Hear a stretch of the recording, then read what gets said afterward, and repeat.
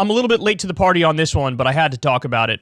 Joe Biden had a moment. He was doing some sort of press conference here, and apparently it had concluded. All the reporters were clearing the room, and Steve Doocy's son, a man who's so irrelevant that I still at this late date have not memorized his first name, nepotism boy, as I like to call him. And that's not to say there isn't nepotism all over politics. Of course there is, but this guy is only in his position because daddy's on Fox and Friends, and that's how it is. It's like, what's that guy's name? Luke? Oh my God, I'm going to blank on it. Oh my God. The guy who used to host Meet the Press, who passed away. Oh, God damn it. Luke, whatever his last name is. There's going to be 1,000 of you in the comment section that are like, it's Luke. Ugh. You'll know the name. Anyway, that guy was also nepotism central. So anyway, Doocy asks Biden a question as he's walking out of the room, and then Biden's response here created a firestorm. Take a look. Do you think you play through the political liability? That's a great asset. More inflation. What a stupid son of a bitch.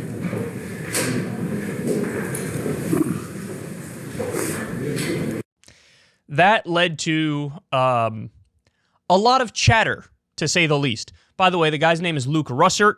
Yes, I looked it up as that video was playing. His dad was Tim Russert, died. Luke Russert, for a brief period, was on NBC, I think it was, and he was terrible. It was all nepotism. Anyway, Joe Biden, very snarky, very sarcastic in his response there. He's asked, and I don't know how well you could hear, but he's asked, like, hey, is inflation going to be a liability for you going into the midterms? And his response is, no, it's a great asset. You stupid son of a bitch. Like, what kind of a question is that?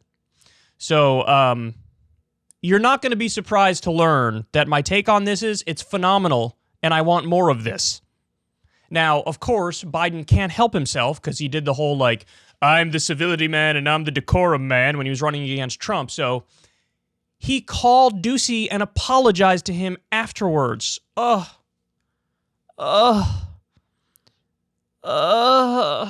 we learned that because Doocy spoke to some other Fox News host. He was the Tucker or Sean Hannity or something. And Doocy said that during that interview, and then that became news as well. And, oh, isn't our president wonderful because he apologizes when he has phenomenal moments that he shouldn't be apologizing for. And look, of course, people are making the comparisons to Trump. When Trump used to go after Jim Acosta, Trump went after the media in a lot of vituperative ways. And at the time, the media would act like, this is an attack on freedom of the press, because Trump's a dick. And he would say schoolyard bully things.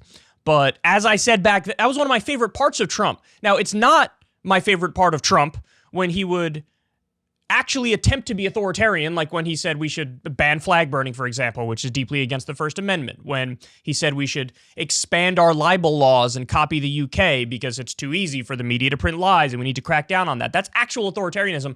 What is not authoritarian is just cursing out a reporter or acting like, hey, you're a fucking idiot, because a lot of these reporters are fucking idiots. Now, that's not to say Trump isn't, of course he is. That's not to say Biden isn't, of course he is. But look, that question was dumb. And anybody being honest would say it's dumb. Inflation, obviously, is not something that's going to help him. Obviously, it is going to hurt him. You have all these wage gains right now, but it's wiped out because inflation is higher than the wage gain, so workers are actually losing ground.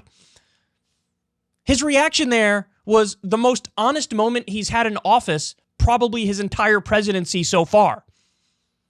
This cult of civility and decorum needs to die.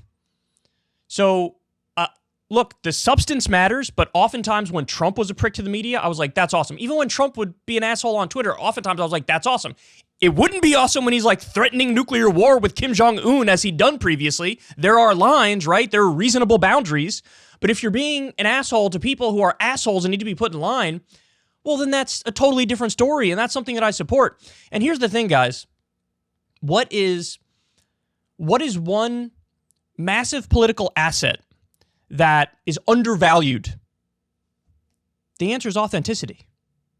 It's authenticity. If you give people real human moments, they like that.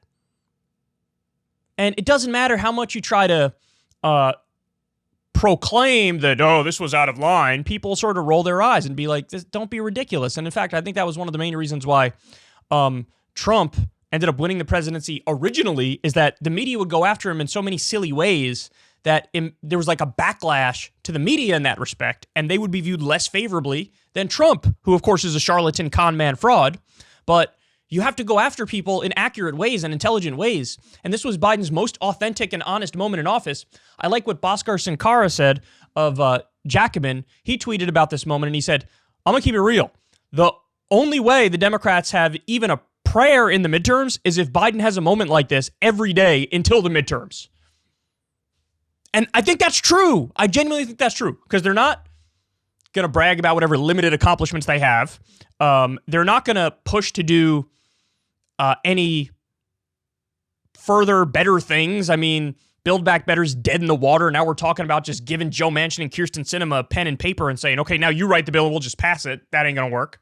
So if you're not going to materially help people, and you're not going to talk about the things you already did, whatever limited things they are, to materially help people, what's left?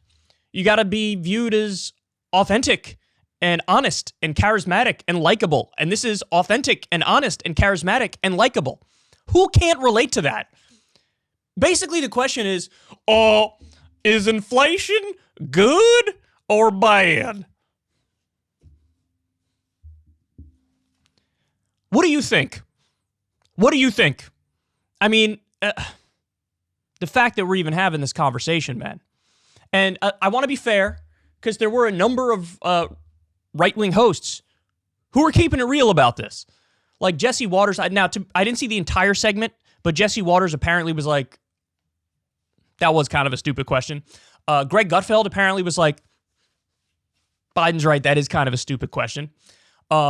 So there are some on the right who are being totally fair, but then of course there's others on the right who are acting like, this is unbecoming of a president. And one Republican politician even tweeted, have we ever seen a president this hostile to freedom of the press?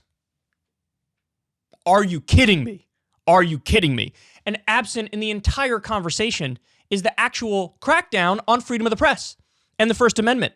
Namely, the persecution of Edward Snowden, the attempted prosecution of Julian Assange, the war on whistleblowers that, started under the Obama-Biden administration.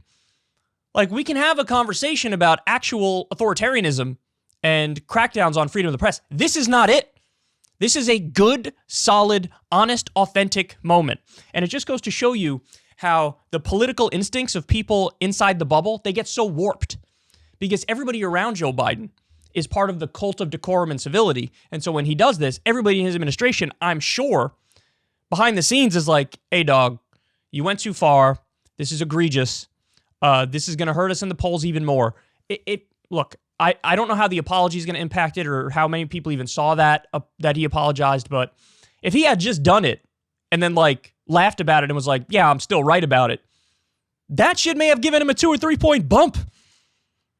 It certainly he's been tanking among young people. And I know, if you could still consider me a young person, by the way, arguable, that people in my general demographic watched that and they were like, that's what's up. That's what's up. I want to see more of that. Because that politician facade and veneer of respectability is so fake. It's from a bygone era. It's some 1986 shit. And we're not even close to living in 1986 anymore. And by the way, Joe Biden still acts, the way he governs, he still acts like it's 1986. He went out there and said, when he was running, I really think that after Trump is gone, there'll be an epiphany among my Republican colleagues, and they can't wait to work with us. What? Now, look, maybe that was the case in 1986, although probably not. He's overstating that too, but it's certainly not like that now. Mitch McConnell broke the obstruction record under Obama. He broke the filibuster record under Obama. You saw this shit firsthand. You were VP, and now you think, oh, they'll work with me. It'll be lovely. What? He's just caught in a different era, man. Not only should he not have apologized, he should have went out there and doubled down his comment to, he shouldn't have called Ducey, and then his comment to reporters, if they ask him about it after the fact, should have been, we all know that's a stupid question. Why are we talking about this? Yeah, that's a dumb question. You've been lied to. There is such a thing as a dumb question. And Ducey asked it. And so my response was appropriate.